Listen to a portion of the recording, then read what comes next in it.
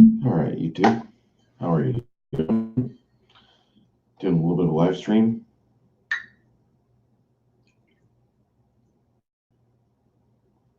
This is Eagle Rare.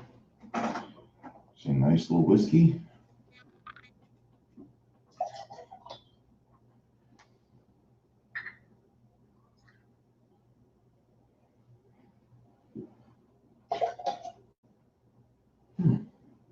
Has a pleasant smell to it.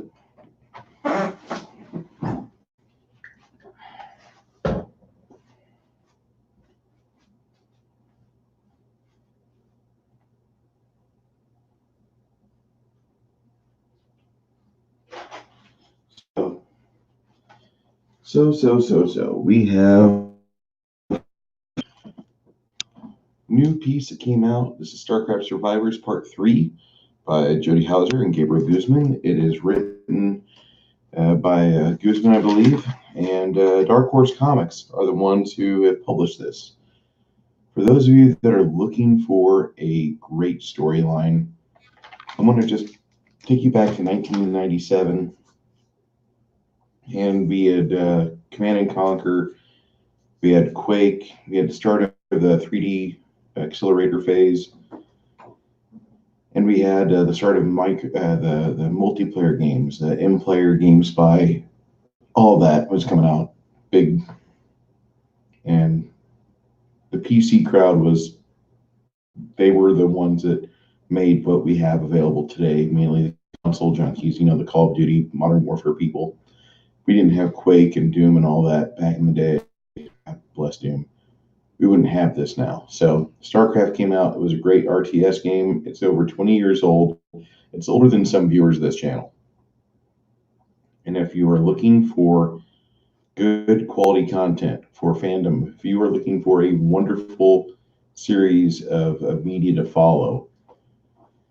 Now, granted, Blizzard is not known for not being woke, okay? But Blizzard is known for making good stories, and Starcraft is among one of the best video games in history, especially for people that love like things like Aliens or the typical, I should say, mainstream science fiction crowd, space opera.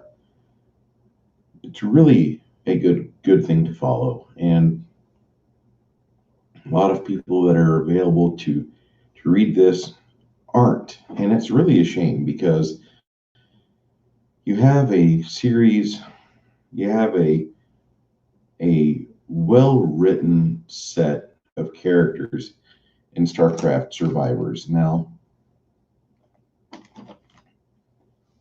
I'm going to just say that so far the first 3 comics in the series have been fantastic, and we see that over the course of time. I mean, this is continuing on the pieces from the first part where they're on basically a rescue ship or a colony ship, and they're going from one system they've been chased out of, and they're going to another.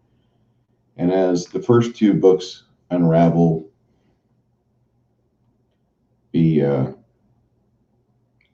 main character, the poor bastard, he's a tech, and unfortunately, he's a hacker, and he's being blackmailed by a Dark Templar, Protoss, to get him information that it wants in the ship's computer. And it is telling him, if you don't give me the information, I'm just going to kill everything on here. And he's feeling cornered. And he finally starts meeting some of the other humans on there and starting to let his guard down because he doesn't want to get close to anybody.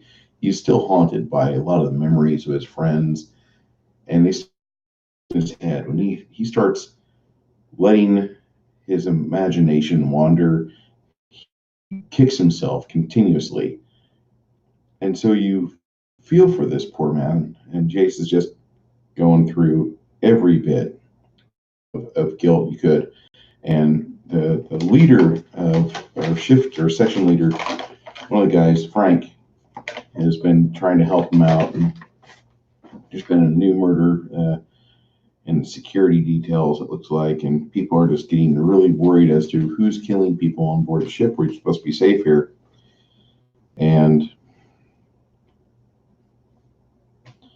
excuse me, not Jace, Caleb.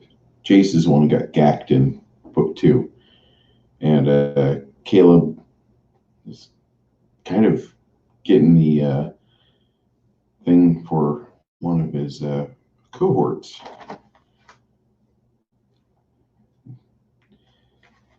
Just take a look at some of the artwork on here. And I know a lot of us are real big fans of EVS, Ethan Van Sciver. You know, he's one of my favorite YouTubers to watch. Get that out of the banner. I love Ethan Van Sciver. Some people don't, but that guy, he draws great. He has good inks. Well, I would love to see Ethan do more work because Cyberfrog looks good. I haven't bought it. Sorry. I'm going to. Right now, you know, my situation, I'm getting back up. That's just how it is. Anyway, you can just tell that there's some serious emotion between these two characters. Is no other way to misinterpret it. When you turn the page, yeah, he's definitely got something going on there. And I gotta say that this is probably one of the best ways to open up.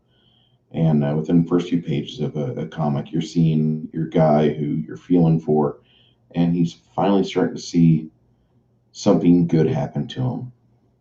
Now he still has his guard up, but he's a little worried. There's a group of basically inquisitors that are coming on board or coming into characterization, and they're going to find out who's doing all this killing. They're going to search it out, and she is exceptionally confident in their abilities. Well, later on, as they're discussing things with Frank tells them the Protectorate's elite psionic agents, and they're not going to fail at this.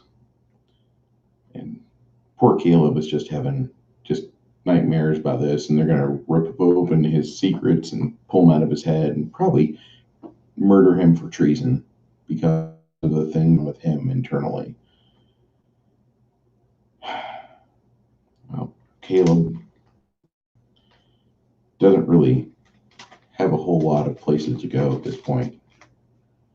In book 3 of the Survivors series is a lot of delving into his psyche, the utter obliteration of the psionic agents of the Protectorate by the Dark Templar, and then some pretty hard shit that goes on after that that wraps up in the final 4 pages. It sets up for part 4 really well. I don't want to give away any more spoilers, but I'm going to say again, if you're looking for a comic to read, and I'm going to say if you're looking for good media to follow, there's other shit out there than the basics. And I hate to slam my brethren at Geeks and Gamers, you know, my extended family of Geeks and Gamers people. They are so focused on Star Wars right now because a Chapter 9 trailer just dropped. And I don't give a shit. I don't ever care about it. Star Wars hasn't really interested me since I saw Jar Jar the first time. Now, I love the lightsaber fight. I love Duel of the Fates. Doesn't mean I can stand to watch the Phantom Menace all the way through, start to finish. I can't. But thank God for YouTube. I can watch the fight scenes, you know, just skip over that god-awful characterization. And poor Liam Neeson, he's just looking around that entire movie like he's bored. Because he was. That everything was green screened. I feel sorry for those actors. I really do. And for a lot of people in our fandom menace that don't want to get off the Doctor Who, Star Trek, Star Wars repeat, they're just going for clicks and subscribers. That's good for you. If that's what you want, if you want to focus on that and just get new subscribers, that's great. I don't want to be negative. I've already bitched about Star Wars for a minute. I'm good. That's all. I'm going to tell you about something that I enjoy. And as much as Blizzard is fucking up right now, I'm going to tell you that Dark Horse Comics makes me happy. Dark Horse Comics has been making me happy since I discovered him a few months back. And I'm going to tell you guys that you need to find something that makes you happy. Because if you don't do that, you're going to be on camera screaming about some actor or some outrage culture. And instead of being focused on things that make you smile and things that let you enjoy life, instead, you're going to be belly aching about things that you can't change. And worse yet, stop going to these conventions. Stop giving them your money. You want to go fucking make someone happy? You want to go enrich someone's life? Go to the pawn shop or go to the go buy some stuff that's been previously loved. I'm going to tell you that the Little Mermaid on VHS or DVD that some mom and pop has, those people that own that shop want to stay open tomorrow. And you're not going to give Disney a dollar. Disney's behaving very, very poorly right now. So you're in better shape to help out the economy by keeping somebody who wants to stay alive by providing a good service to the people around them rather than giving some money to people who want to change the face of the neighborhood around you and the rest of the nation and the rest of the world for that matter. They're all following things that don't have any interest in you. And I'm not saying that it's terrible that I don't support China and their efforts to do whatever they're doing. I I really, I'm sorry, Chinese people. I hope that whatever you're endeavoring to do, that you do it with no harm to people around you. But for those people that are out there chasing the Chinese dollar, that are out there chasing the Chinese currency, that are out there trying to placate and make Star Wars more friendly to all, or Disney products, or NBA products, you want to just get rid of your fan base you made here in America, you're going to get rid of at least half of it. It's bad enough that I have to go to Walmart for some things. I try not to. I try not to support them. I like Taiwanese made stuff. Sue me. Made in Alabama. But you guys, stop giving money to people that don't like you. Obviously, Disney doesn't give a shit. CBS doesn't give a shit. Support things that do support the values you have. I know Jeff Bezos probably isn't the rah rah rah America type, okay? But you know what? He's got the expanse. And whenever he was talking about the Kindle back in 2011, waving his Kindle around, he was reading Expanse Book One, I believe. That's what was on it. So it's kind of funny how 8 years later he's wholly responsible for the saving of a TV series that actually is good, that has a lot of quality entertainment value, that has a lot to be taught to the rest of the medias and fandoms out there. You don't see a whole lot of messaging in The Expanse. In fact, season 3, they kind of get their act together because they're all put in a harmful situation. And it takes, of all things, the Belters to save everybody else. You know what? For all of you that are injured, that are bleeding out in 0G, they're going to have blood clots and possibly, endanger yourself worse. Come over here. Come to the behemoth. We've got gravity. We have nurses. We have staff. Bring your wounded here. And they start pulling everybody from both Mars and Terran fleets. It's a real good show. I know I just gave away a huge spoiler, but you guys will need to start watching things that make you happy. And I know that this sounds terrible, but I'm not really interested in watching any more videos about things that don't interest me. So as much as I love John Talks, Nerdrotic, Doomcock, Geeks and Gamers, The Quartering, as much as I love watching these guys and make them make their bones, I don't mind helping them out, throwing a like, subscribe, or comment or whatever. I don't mind sharing that stuff. And my God, the Bethesda dumpster fire for the $100 annual for Fallout 76, priceless, absolutely priceless. I love it. You couldn't ask for a better moment in time to where if you could point where game company said we're no longer interested in giving a quality product.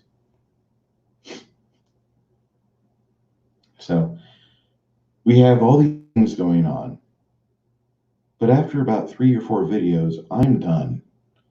I don't need any more trailer breakdowns. I know we all hate the idea of space horses on a Star Destroyer. I don't care. Stop acting like you're going to go to a fucking Star Wars celebration. Hey, geeks and gamers, I know you're talking about this with the other guys, and you're talking about doing a meet and greet. We're going to do a meetup outside of a fucking celebration. Let's kick that into high gear. You guys got money. We can generate funds. We help people out with funeral expenses. We help people out with brain surgeries. Let's not worry about the fucking Lucasfilm Disney debacle. George Lucas didn't enjoy us anyway. He wanted to make a god-awful fucking toy series, which is why we got Jar Jar instead of fucking Admiral fucking Thrawn. All right? I'll never stop saying that. I will never stop saying I was fucking disappointed because episode 1 dealt with god-awful Sheeny and little Annie. I don't care. I don't. I already had my West End Games D6 system. I already had the things in Star Wars I love, like Brian Daley's Han Solo books. And those might not even be canon. But in my mind's eye, it is. I don't give a shit about Rey, the 4-head girl, 5-head girl. I don't care about Finn or Poe. And I sure shit don't care about BB-8. Guys, just focus on some things that are entertaining and worthy of your money. Why are you guys worried about wanting to review this stuff?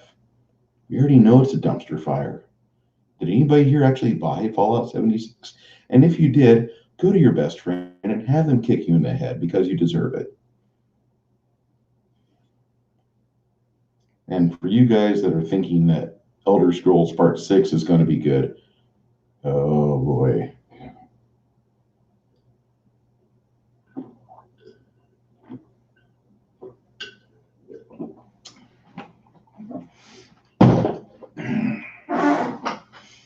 I'm going to highlight 2 channels as well that I really enjoy because they talk about things that I like. Not things I like talking about, but things I like. One, Retro Blasting. Retro Blasting is a channel that's focusing on a lot of late 70s, early 80s toys. And he focuses a lot on Star Wars. He's good. Him and his, I believe it's his sister Melinda. I forget what his name is. Anyway, they focus on a lot of Kenner toys. His sister actually did a review of one of my favorite television series back on Saturday mornings called Pole Position. And it made me remind myself of how horrible the male lead was in that show, that he caused every foul up. He was like the Tony Stark for Pole Position. And Pole Position was not a good cartoon. It was all right. It was actually better than usual because it had some good characters in it. But it had some really bad events happen because one main character could not stop fucking the soup. He could not stop sticking his dick in every good program out there, and things would just go haywire. So if you want to watch a great channel that focuses on Star Wars and Buck Rogers and some Dungeons and Dragons stuff, and he talks about his first action figure. It was a Spider-Man figure. Retro Blasting is a good channel. And if you don't think that's enough quality programming on YouTube, let me say that the other one is going to be Laura Legends. Now, this one here kind of, I know it's easy. This is the easy reason why.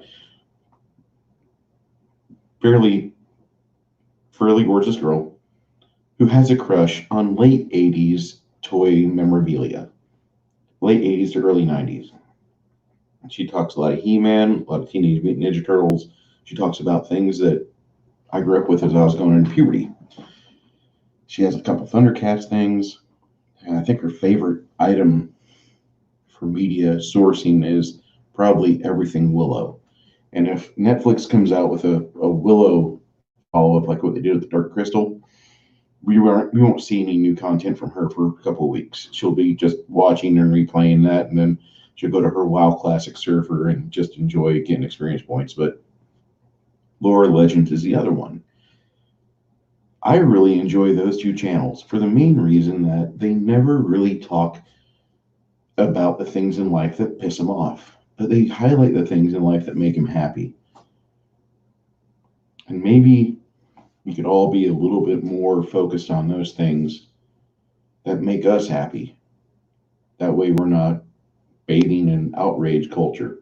Outrage culture might get you clicks. Oh boy.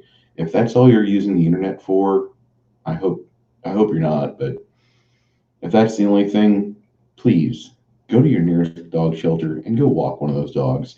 Go give a dog some love. That dog will give you love tenfold, and you'll actually discover what it's like to be happy again. But the other thing is that this life is too short for us to be upset about everything that happens.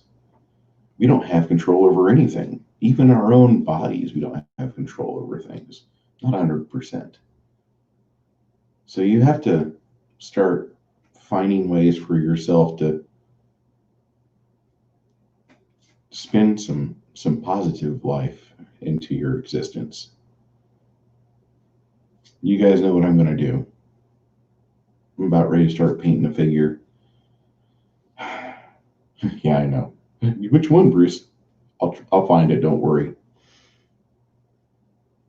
But focusing on all the negative things that you are losing as time goes on, don't do that. You already lost media. Your favorite show isn't what it was. An actor that you thought was untouchable, he was great, might have perished. And that kind of sinks home whenever you're going through that stage. For me, it was 2015. We lost Leonard Nimoy. And I didn't really know how to deal with that, but that was the first. And I'd already lost Bones and Scotty before that.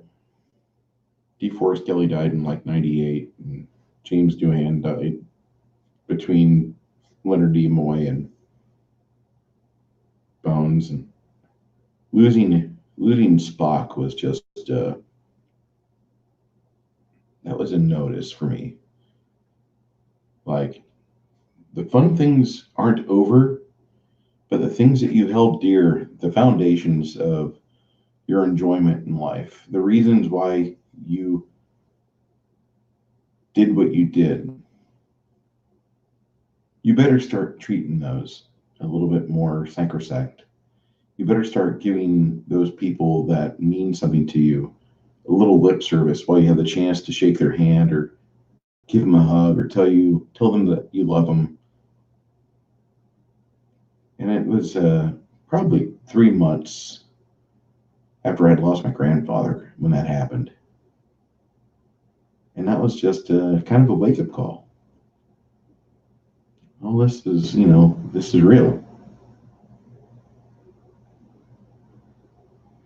As much as we have the opportunity to tell those people around us how much we value them, we don't take that opportunity when we should. So next time you get somebody, parent or relative, friend, or somebody that mentored you at a job, somebody that helped you, be it they might have just been there for you as you were growing up or dealing with problems in your 20s, because it seems like our 20s, we are just opening ourselves up to issue after issue after issue, and we give no concern to how poorly we're going to have to fight to get ourselves on track in our 30s. But if you make it there, you probably didn't hurt yourself too bad. You probably have some redemption to do, yes.